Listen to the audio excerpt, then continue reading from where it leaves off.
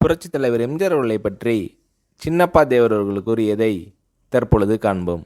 தன்னோட நிலையே ஆட்டம் கண்டிருக்கும் நேரத்தில் இன்னொருவருக்கு சிபாரிசு செய்த நடிகரை நான் வாழ்க்கையில் முதலாக பார்த்தது அப்போதுதான். ஜூபிட்டரில் ராஜகுமாரி படத்தை ஆரம்பிக்க ஏற்பாடுகள் செய்து கொண்டிருந்தார்கள். அதில் எம்ஜிஆர் அவர்களை கதாநாயகனாக நடிக்க வைக்க முடிவு செய்தார்கள். பலத்த எதிர்ப்புகளை சமாளித்தே எம்ஜிஆர் அவர்களுக்கு இந்த வாய்ப்பை கொடுக்க வேண்டியிருந்தது. அந்த படத்தில் ஒரு முரடன் வேடம், அதில் நீங்கள் தான் அந்த முரடனாக நடிக்கணும், அப்போதுதான் அது பொருத்தமாக இருக்கும் என்றார் எம்ஜிஆர். எனக்கு உள்ளூர மகிழ்ச்சி. மறுநாள் எம்ஜிஆர் அவர்கள் ஸ்டூடியோவுக்கு சென்று என்னையே அந்த வேடத்திற்கு போடும்படி சிபாரிசு செய்தார்.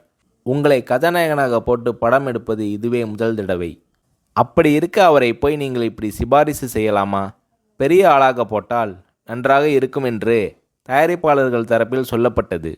எம்ஜிஆர் என்னை விட்டு கொடுக்கவில்லை. நம்மிடையே திறமை உள்ளவர்கள் இருக்கும்போது வெளியாள் எதற்கு? படம் எடுத்து பார்ப்போம், திருப்தியாக இருந்தால் வைத்துக்கொள்வோம். எந்த விதமான சந்தர்ப்பமும் தராமல் ஒரு ஆளை எடை போட்டுவிடக்கூடாது.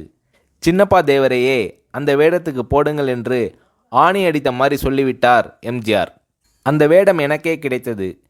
இப்படி தனக்கு எம்ஜிஆர் சிபாரிசு செய்து வாய்ப்புகளை பெற்று தந்த அனுபவத்தை சொன்னார் சின்னப்பா தேவர்.